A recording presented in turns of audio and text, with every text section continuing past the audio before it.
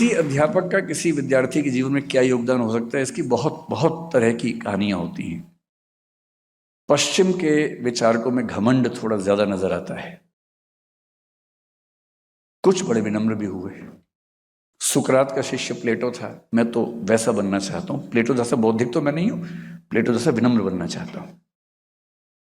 सुकरात ने प्लेटो को बहुत सिखाया, प्लेटो ने बहुत किताबें लिखी, और प्लेटो ने एक भी किताब में एक भी वाक्य अपना कह के नहीं लिखा, सारे वाक्य सुकरात के कह के लिखे, इस भाव से कि मैंने हल्का फुल्का जोड़ दिया होगा, मूल भाव तो वहीं से आया है, मेरा क्या है इसमें।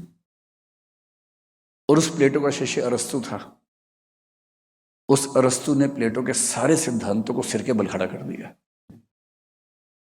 अरस्तु बहुत महान विचारक है, पर उसमें अहंकार भी कम नहीं है। उसे महिलाओं के बारे में इतनी उठपटांग बातें कही, दासों के बारे में इतना खराब खराब लिखा, पर बड़ा विचारक तो था ही।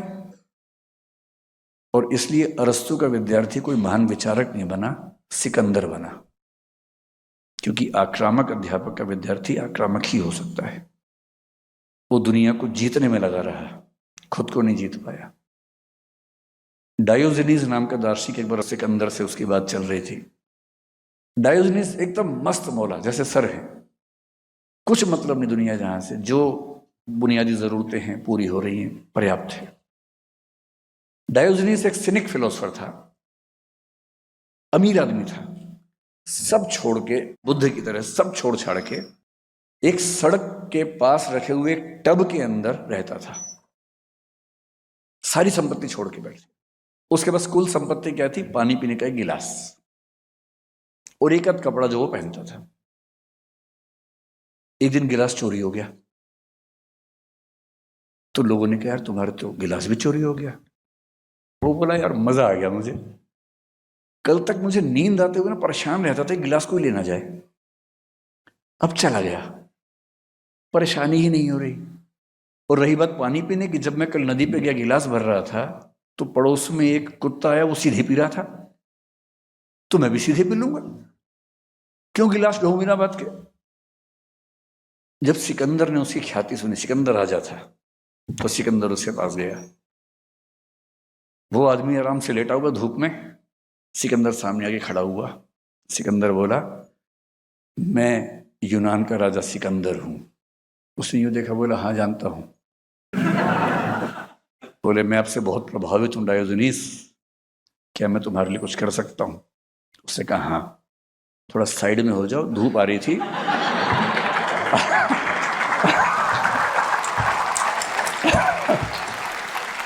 आपने बिना बात के धूप रोक ली है, साइड में हो जाइए, और धूप अच्छी है तो आप भी लेट जाइए साथ में, क्या दिक्कत है? तो सिकंदर बोला कि डायोजनीस मैं आपसे बहुत प्रभावित हूं, मैं भविष्य में आप जैसा बनना चाहता हूं। उससे कि भविष्य में क्यों, आज ही बन जाओ, सब छोड़ के और लेट जाओ इसमें, ऐसा क्या करना है? उसने कहा नहीं, अभी मैं विश्व विजय अभियान पर जा रहा हूं, वापस आगे बढ़ूंगा। तो उसने कहा सिकंदर नोट कर लो, दुनिया को जीतने की इच्छा रखने वाला खुद को कभी नहीं जीत पाता है। अगर दुनिया को जीतने की इच्छा से मुक्त हो जाओ तो यहां आना। और कहते हैं कि उसी ने कहा था जिस दिन तुम मरोगे उस दिन समझोगे तुम जीवन भर निरर्थक चीजों में उलझे रहे थे। और कहने वाले कहते हैं कि जब सिकंदर मरा उसके दोनों हाथ खाली थे, उसने उठा के दिखाए, जब मरा सिकंदर तो दोनों हाथ खाली थे। कविता की पंक्ति है। यूं तो सिकंदर के हौसले आली थे, जब मरा सिकंदर तो दोनों हाथ खाली थे।